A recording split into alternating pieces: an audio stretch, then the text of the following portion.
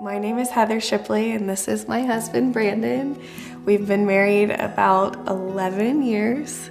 We have a 9-year-old and a 1.5-year-old, and this is our story really of loss, but how we got through it through faith and hope.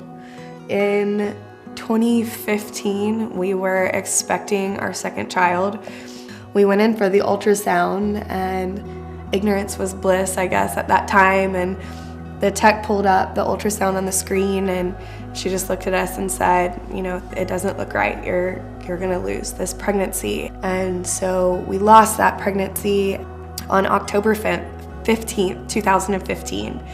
And if you know anything about pregnancy and infant loss, we didn't at the time, but that is actually Pregnancy and Infant Loss Awareness Day. And statistics say that 1 in 4 women experience loss. And my 3 best friends from high school, we all called each other to share the news, and we all were pregnant within a week of each other. They all went on to have healthy baby girls, and I was the 1 in 4. And with the date and the statistics, I just knew we serve such an intricate God, and I just knew that there was no coincidence in that. And one day that there was going to be purpose in that pain. And there was a lot of pain. The purpose didn't come immediately. When our first loss, we've had 4. And when our first loss happened, that was in 2015, and our second was 2 years later. So there was a lot of hurt and a lot of pain and a lot of hardship within ourselves and for our marriage. I mean, those 2 years, I know we talk about the hope, but those 2 years in between were such a dark and lonely place. For me, there was all the coincidences, and I knew that there would be that purpose, but I just kind of shut down. He'll ask me, how are you doing? And I just say, fine. And he knew I wasn't fine. And as a man, it is very confusing, when we're not the ones that carry the child. Not that you don't feel the loss, but it's just not the same. And I felt like probably most of my pain was because watching her suffer. And yes, you are down about it because you are excited that you're pregnant and you're going to have a child, and there is a lot of excitement around that. So there is disappointment when you find out that that's not going to happen.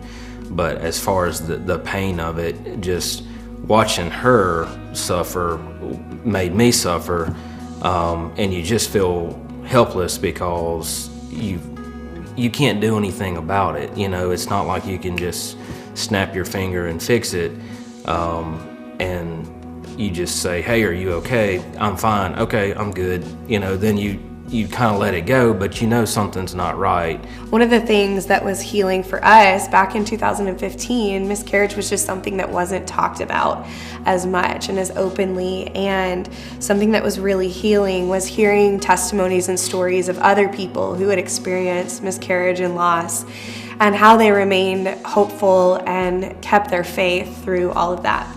And so because that was so healing for us, we decided that we were going to create the purpose in the pain and put it to paper. And so we actually put together, it's very self-published, so nobody be impressed, but we put together a devotional called Broken Hearted Hope. And his story is in here. I tell him, other than our girls, it's probably one of the greatest gifts that he's ever given me.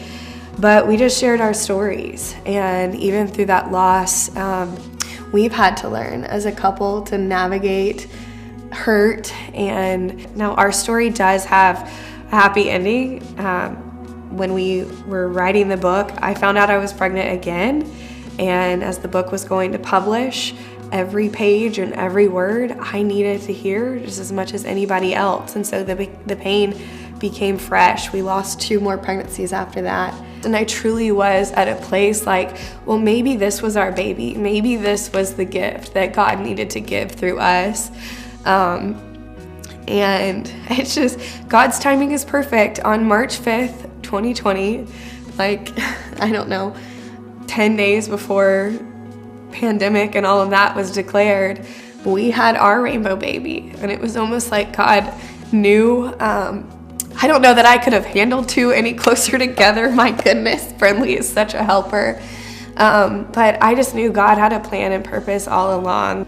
I think it's so important not to, you go through the healing process, and grief comes in waves, and especially for the mom, that you're gonna remember dates, and you're gonna remember, and the feeling is gonna come in waves, and the grief will come in waves. But events like this, I'll never forget. Last year, we were brand new to the church, and I remember last year, we started in August. In October, this event came along, and I just remember feeling like we're home. And last year, of course, with everything, it was virtual, but I'll never forget it. I had a little 7-month-old asleep on my chest, and nobody else was home, but it was just so healing. I put 4 candles on our mantle and just lit them and just kind of had that moment with God. And so I think it's okay. I think sometimes we think that we have to heal and be better. And I think sometimes people just need to know that it's okay, even if you have other kids, and it's okay to grieve the babies that you've lost. It's okay to do things. I encourage you to do things to remember them. And I'm thankful for this church that One Hope does this and brings remembrance for families, whether it's happened recently and the pain is really fresh, or it's something that happened a really long time ago, and it's just important to still do that. So it means a lot.